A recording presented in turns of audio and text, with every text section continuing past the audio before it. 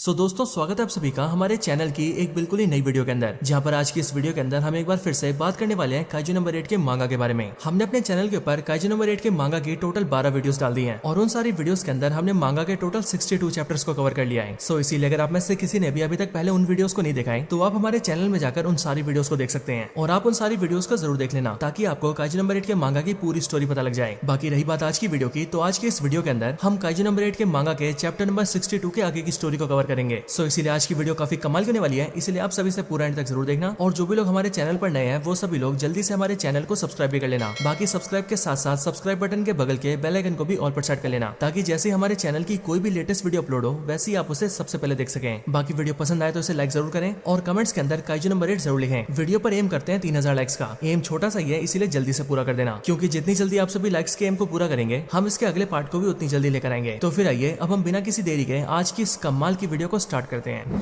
तो पिछली वीडियो के अंदर हमने देखा था कि रेनो इचिकावा को काइजू नंबर 6 के सूट को पहनने के लिए सिलेक्ट किया जाता है, लेकिन जैसे ही काइजू नंबर 6 के सूट का रेनो के ऊपर ट्रायल किया जाता है वैसे ही रेनो उसकी पावर्स को संभाल नहीं पाता और वो सूट के प्रेशर की वजह से बेहोश हो जाता है, जिसके बाद उसे हॉस्पिटल के अंदर भर्ती किया जाता है। लेकिन फिर वहीं पर ही रेनो के पास कमांडर जुगो आते हैं और वो रेनो को 1 महीने का टाइम देते हैं ताकि वो अपने आप को काइजू नंबर 6 के सूट के लिए तैयार कर सके। लेकिन उसके बाद ही रेनो भी अपने 1 महीने के अंदर खुद को तैयार कर लेता है और काइजू नंबर 6 के सूट को पहन लेता है। लेकिन उसके बाद ही कमांडर जुगो उसका एक टेस्ट लेता है, जिस टेस्ट के अंदर उसे कई सारे मॉन्स्टर्स को मारना होता है और जब उसी वाले टेस्ट के अंदर वो सारे मॉन्स्टर्स के हेड को मार देगा तो फिर उस मेन मॉन्स्टर को मारने के बाद ही रेनो का टेस्ट पास माना जाएगा। लेकिन जब रेनो टेस्ट के अंदर मॉन्स्टर्स को मार रहा होता है तब आखिर में उसका सामना मेन मॉन्स्टर से भी होता है, लेकिन मेन मॉन्स्टर से लड़ते टाइम ही रेनो का उसकी पावर से कंट्रोल छूट जाता है और काइजू नंबर 6 का सूट रेनो के ऊपर हावी होने लगता है और इसीलिए रेनो खुद को ही नुकसान पहुंचाने लगता है। लेकिन ये सब देखकर रेनो का दोस्त यारू उसके पास जाता है और वो रेनो की मदद करने के लिए उसके आगे अपना हाथ बढ़ाता है। अब आगे तो चैप्टर नंबर 63 के स्टार्ट होते हम ये देखते हैं कि रेनो इचिकावा अपनी जगह पर बैठकर रो रहा होता है। रेनो की आंखों से आंसू बह रहे होते हैं, लेकिन तभी रेनो को आवाज आती है, तुम कर सकते हो,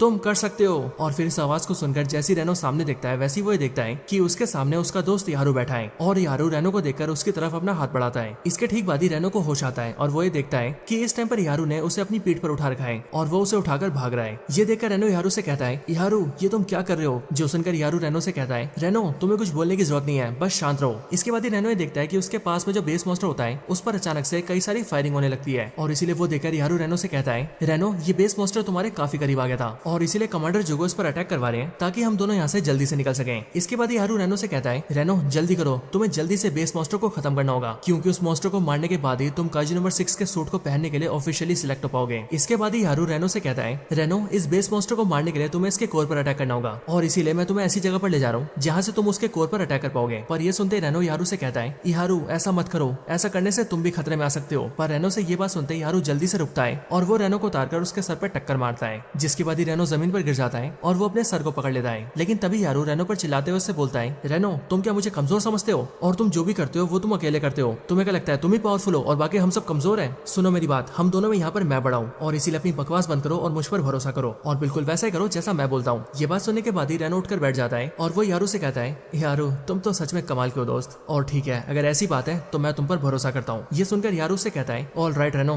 तुम इसी जगह पर बैठ जाओ और यहाँ बैठकर मेरे सिग्नल का वेट करो, मैं जाकर उस स्पेस मॉन्स्टर का ध्यान भटकाता हूँ और फिर जैसे मैं तुम्हें सिग्नल दूं वैसे तुम उस पर अटैक कर देना। और फिर ये बोलने के बाद ही यारू वहाँ से निकल जाता है। इधर ऑपरेशन रूम के ऑफिसर्स भी रेनो को मॉनिटर करते हैं और फिर वो कमांडर जुगो से कहते हैं कि troop member Reno Ichikawa mentally stable हो चुका है और अब उसकी हालत पहले से काफी अच्छी है। ऐसा लगता है कि troop member Reno Ichikawa battle के अंदर अपनी वापसी कर चुका है। लेकिन सर रेनो इचिकावा की बॉडी काफी ज्यादा इंजर्ड है और इसीलिए लगता नहीं है कि वो ज्यादा टाइम तक फाइट कर पाएगा। ये बात सुनकर कमांडर जुगो कहता है, अगर ये बात है फिर तो हमें जल्दी से बेस मॉन्स्टर के कोर को एक्सपोज करना होगा। हालांकि बैटल के अंदर रेनो की मदद करने के लिए यारू प्रेजेंट है, लेकिन उसकी रिलीज फोर्स सिर्फ 24% है और उसे देखकर ऐसा लगता नहीं है कि 24% रिलीज फोर्स के साथ वो उसकी मदद कर पाएगा। लेकिन इसके बाद हम यारू को देखते हैं जो कि बेस मॉन्स्टर के ऊपर एक बहुत ही पावरफुल अटैक करता है और उसका अटैक इतना बड़ा होता है कि उसकी वजह से बेस मॉन्स्टर की बॉडी का लेफ्ट एरिया काफी ज्यादा घायल हो जाता है और हमले की वजह से बेस मॉन्स्टर बहुत जोर से चिल्लाता है। पर यह देखकर कमांडर जुगो शॉक रह जाता है और वो अपने मन में सोचता है कि 24% रिलीज फोर्स के साथ कोई इतने पावरफुल अटैक कैसे कर सकता है। और फिर इसके लिए वो ऑपरेशन रूम के ऑफिसर से कहता है कि वो जल्दी से यारू की रिलीज फोर्स को फिर से चेक करे और इसीलिए ऑपरेशन रूम के ऑफिसर्स जैसे इस बार यारू की रिलीज फोर्स को चेक करते हैं वैसे वो लोग भी हक्का बक्का रह जाते हैं, क्योंकि इस टाइम पर यारू की रिलीज फोर्स 41% होती है और इसीलिए इस बात को जानते ही कमांडर जुगो और उनकी जूनियर टोको दोनों ही शॉक हो जाते हैं। लेकिन इसके ठीक बाद ही ऑपरेशन रूम के ऑफिसर्स कमांडर जुगो से कहते हैं और अब उसकी रिलीज फोर्स घट के 22% हो गई है। ये सुनकर कमांडर जुगो को थोड़ा अजीब लगता है और वो ये बात जानकर डाउट में आ जाते हैं। लेकिन इसके बाद ही हम यारू को देखते हैं जिसके ऊपर बेस मॉन्स्टर अपने टेल से अटैक करता है, लेकिन यारू जल्दी से अपनी जगह से हट जाता है और तेजी से मूव करके अटैक से बच जाता है। लेकिन तभी ऑपरेशन रूम के ऑफिसर्स देखते हैं कि यारू की रिलीज फोर्स फिर से बढ़ चुकी है और अब उसकी रिलीज फोर्स बढ़ के 42% हो गई है। और इसीलिए वो लोग कमांडर जुगो से कहते हैं कि सर ना जाने क्यों लेकिन यारू की रिलीज फोर्स बहुत ज्यादा ऊपर नीचे हो रही है। और इसीलिए इस बात को सुनकर कमांडर जुगो कहता है क्या सच में, ये तो अजीब बात है। लेकिन तभी उनकी जूनियर टोगो कहती है सर मेरे हिसाब से कुछ ऐसा हो सकता है कि यारू की जो रिलीज फोर्स है वो सिचुएशन के हिसाब से ऊपर नीचे होती है और इसीलिए जब भी वो बैटल के अंदर अटैक करने जाता है तब उसकी रिलीज फोर्स बढ़ जाती है। और हम ये देखते हैं कि जैसी इस बात को कमांडर जुगो सुनता है वैसे वो थोड़ा सा हैरान हो जाता है और वो हैरानी से कहता है क्या बात है, मैंने जितना सोचा था यारू उससे भी ज्यादा कमाल का है। और इसीलिए मुझे लगता है कि अगर हमने उसे भी अच्छे से ट्रेनिंग दी और उसे उसकी पावर्स को इस्तेमाल करना सिखा दिया तो वो भी एक मॉन्स्टर जितना पावरफुल बन सकता है। लेकिन इसके बाद ही हम फिर से यारू को देखते हैं जो कि तेजी से भागता हुआ सीधा बेस मॉन्स्टर की तरफ जा रहा होता है और भागते हुए वो अपने मन में सोच रहा होता है कि मैं अपने दोस्तों जितना पावरफुल नहीं हूँ और ना ही मैं कोई जीनियस हूँ और सिर्फ यही नहीं बल्कि मैं तो कोई हीरो बनने के भी काबिल नहीं हूँ। इसके बाद ही यारू अपने मन में एक दीवार को इमेजिन करता है, एक ऐसी दीवार जो कि उसे आगे बढ़ने से रोक रही है। और इसीलिए उसे देखकर यारू कहता है मैं चाहे कुछ भी कर लूँ, कितनी भी मेहनत कर लूँ, लेकिन तभी ये दीवार मेरे सामने आकर खड़ी हो जाती है और मुझे एहसास करा देती है कि मेरी लिमिट्स क्या है। लेकिन अब चाहे कुछ भी हो जाए मैं नहीं रुकने वाला और अगर ये दीवार मेरे सामने आएगी तो मैं इसे तोड़ दूंगा। और फिर ये बोलने के बाद ही यारू अपने सामने की दीवार पर पंच मारता है और वो कहता है मैं इसे पंच करूंगा और पंच करूंगा और तब तक पंच करूंगा जब तक ये टूट नहीं जाती और इस दीवार को तोड़ने के बाद मैं आगे बढ़ के ही रहूंगा। और फिर इसके बाद ही हम प्रेजेंट टाइम देखते हैं जहाँ पर अब यारू बेस मॉन्स्टर के काफी पास आ चुका है और अब वो बिना रुके बेस मॉन्स्टर के ऊपर फायरिंग करने लगता है और उसके ब्लास्ट इतने बड़े और पावरफुल होते हैं कि उनसे बेस मॉन्स्टर को काफी नुकसान होता है। लेकिन ऐसा करने के लिए यारू अपने आप को काफी पुश कर रहा था और इसीलिए ऑपरेशन रूम के ऑफिसर्स इस बात को नोटिस करते हैं और वो कैप्टन जुगो को बताते हैं सर ट्रूप मेंबर यारू का सूट ओवरहीट हो रहा है और इसीलिए वो अपने लिमिट तक आ चुका है, इसीलिए अगर वो अभी नहीं रुका तो उसे नुकसान हो सकता है। लेकिन इसके बाद हम फिर से यारू को देखते हैं जो कि अपने वेपन को मॉन्स्टर की तरफ एम करके फायरिंग कर रहा था। लेकिन अब यारू की आंखों से खून बह रहा था और वो अपने मन में वही बात याद कर रहा था जो उसने रेनो के लिए कही थी, क्योंकि उसने रेनो से कहा था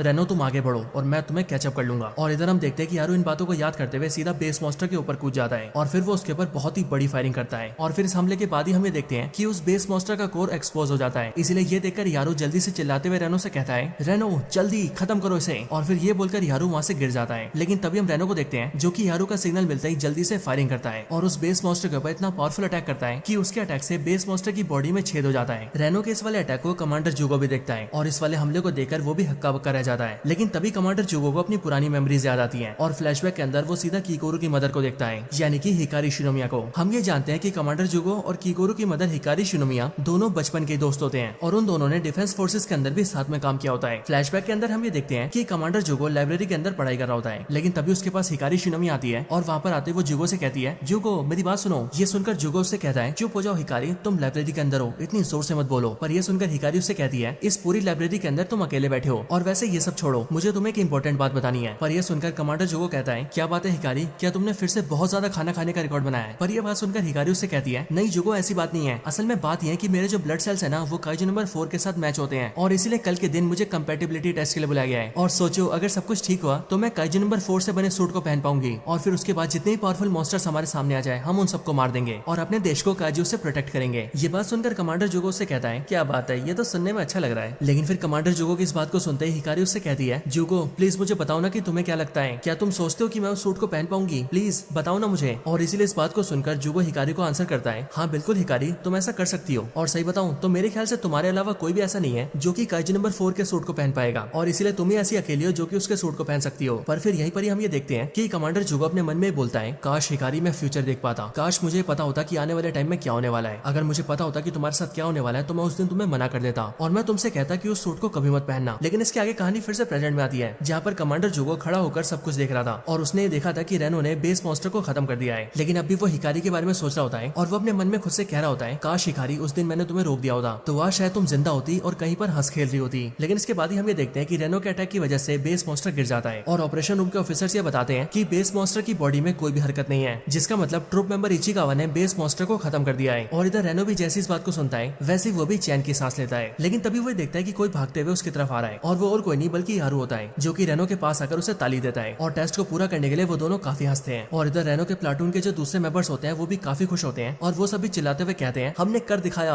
हमने कर दिखाया। इधर कमांडर जोगो के बगल में टोकू कमांडर को देखती है और वो ये देखती है कि कमांडर रो रहे हैं और उनके दोनों आंखों से आंसू निकल रहे हैं और वो रेनो के लिए कहते हैं तुमने कर दिखाया, तुमने अपने आप को साबित कर दिया, तुम सारे यंग ट्रूप मेंबर्स इस पूरे देश का भविष्य हो और इसीलिए मैं हमारे देश का भविष्य तुम सबके हाथों में सौंपता हूँ। और इधर हम ये देखते हैं कि रेनो और यारू दोनों ही कमांडर जोगो की बातों को वायरलेस के जरिए सुन रहे होते हैं और इसीलिए रेनो उनकी बात का जवाब देते हुए कहता है थैंक यू सर। पर इन सारी बात को सुनकर टोकू कमांडर जुगो से कहती है, सर क्या आप इनको बस यही बोलेंगे? अरे रेनो की लापरवाही की वजह से उसका सूट उस पर हावी हो गया था और उसने खुद को ही बहुत नुकसान पहुंचा लिया था, इसीलिए इस बारे में उसे कुछ तो बोलिए। पर यह सुनकर कमांडर जुगो उससे कहता है, नहीं टोको, इसकी कोई जरूरत नहीं है, वो धीरे धीरे करके सब समझ जाएगा। और वैसे भी आज उसने जो गलतियां की है उन गलतियों के बारे में इहारू ने उसे एहसास दिला दिया है, इसीलिए मुझे लगता है कि रेनो को मेरे लेक्चर की कोई जरूरत नहीं है। और फिर इसके ठीक बाद ही हम रेनो और इहारू को देखते हैं जहाँ पर उनके पास मेडिकल यूनिट आ जाती है और उन दोनों को फर्स्ट एड दिया जाता है। और इस तरह से रेनो इचिकावा अपने टेस्ट को पास करके काइजू नंबर 6 के सूट का पहला यूजर बन जाता है। इसके बाद ही सीन शिफ्ट होता है और हम अगले सीन में सीधा ताचिगावा बेस को देखते हैं जो कि डिवीजन 3 का बेस होता है। और यहाँ देखकर हमें पता लगता है कि यहाँ इस बेस पर अभी भी कंस्ट्रक्शन का काम चल रहा है और वो इसीलिए क्योंकि हम सभी ये जानते हैं कि इसी बेस के ऊपर काइजू नंबर 10 ने हमला कर दिया था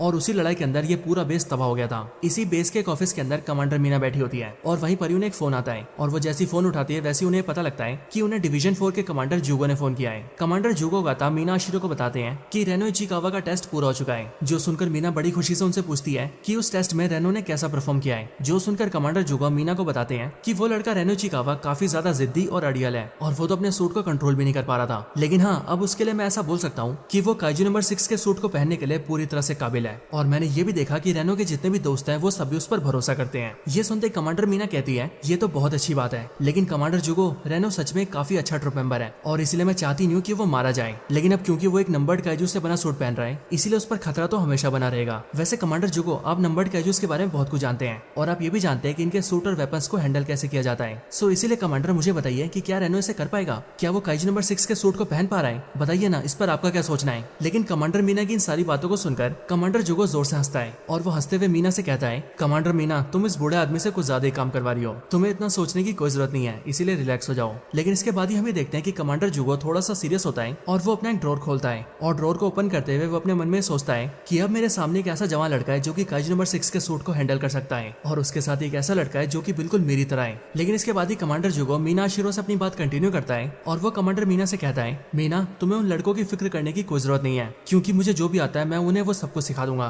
और उन्हें इतिहास का सबसे महान सोल्जर बनाऊंगा। और फिर ये बोलने के बाद ही कमांडर जुगो अपने हाथ में एक फोटो पकड़ता है और उसे देखने लगता है और हमें पता लगता है कि वो फोटो काफी साल पुरानी है, जिस फोटो के अंदर कमांडर जुगो के साथ साथ उसके दोस्त हिकारी शिनोमिया और डिफेंस फोर्सेस के चीफ इसाओ शिनोमिया होते हैं। और हम ये भी जानते हैं कि किसी टाइम पर ये तीनों दोस्त हुआ करते थे और इसलिए इस फोटो को देखकर कमांडर जुगो याद करते हैं कि अब इन सब में से वो अकेले जिंदा बचे हैं, क्योंकि शायद यही उनकी डेस्टिनी है। इन सब के बाद ही सीन शिफ्ट होता है और हम सीधा यूनिट 1 के ट्रेनिंग ग्राउंड को देखते हैं। यहाँ पर यूनिट 1 का वाइस कैप्टन हासेगावा काफका और किकोरू से आकर कहता है कि रेनो ने अपने टेस्ट को पास कर लिया है और इसीलिए वो काइजू नंबर 6 का यूजर बन चुका है। और यहाँ पर हम ये देखते हैं कि काफका इस बात को सुनकर चिल्लाने लगता है और वो चिल्लाते हुए हासेगावा से कहता है, क्या ऐसा कैसे हो सकता है? रेनो अब काइजू नंबर 6 के सूट को पहनेगा और अब वो काइजू नंबर 9 से फाइट करेगा? अरे नहीं यार, इससे तो उसकी जान को खतरा हो सकता है, वो बहुत मुसीबत में आ जाएगा। लेकिन तभी हम देखते हैं कि किकोरू उसके सर पे मारती है और वो काफका से कहती है, काफका तुम्हारी मोटी बुद्धि में ये बात क्यों नहीं घुसती है कि हम लोग भी काफी पावरफुल हैं और हाँ रेनो भी एक सोल्जर है, इसीलिए हमें यहाँ बैठकर उसकी चिंता नहीं करनी चाहिए बल्कि उसके लिए खुश होना चाहिए और हमें यहाँ पर अपने बारे में भी सोचना चाहिए। और अब क्योंकि रेनो इतना स्ट्रॉन्ग हो गया है इसीलिए अब मुझे भी स्ट्रॉन्ग बनना ही पड़ेगा, इसलिए मैं आज से खुद को और ज्यादा पुश करूंगी और पहले से भी ज्यादा पावरफुल बनूंगी। इसके बाद दिन बीत जाता है और हम सीधा रात का टाइम देखते हैं। यहाँ रात का टाइम में काफका ट्रेनिंग ग्राउंड पर भाग रहा होता है और भागते हुए उसे किकोरू की बातें याद आ रही होती है जिसने की उससे कहा था